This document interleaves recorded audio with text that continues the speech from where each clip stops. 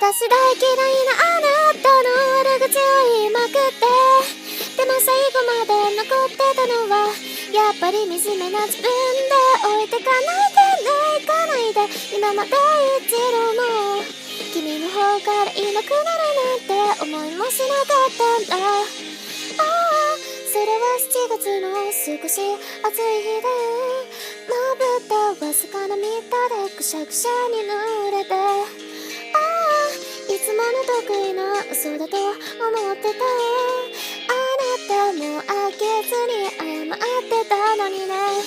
私大嫌いなあなたの悪口を言いまくって、でも最後まで残ってたのはやっぱり惨めな自分で、置いてかないでね、行かないで、今まで一度も君の方からいなくなるなんて思いもしなかったんだ。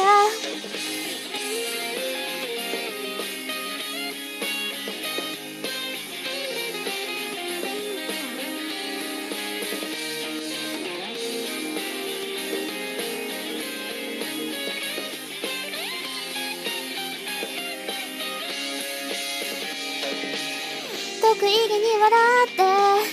ごまかしてるのね、本当のこと隠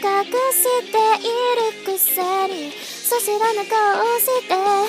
自分勝手にまだ追いつけないほど遠く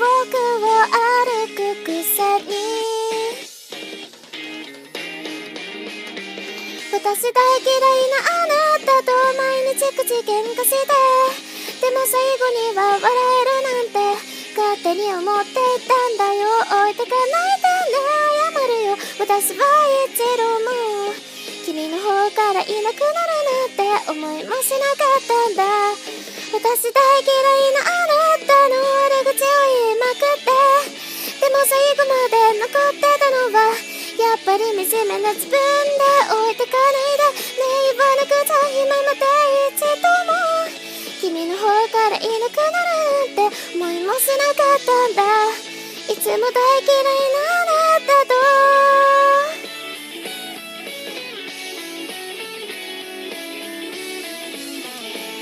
君を思い続ける私は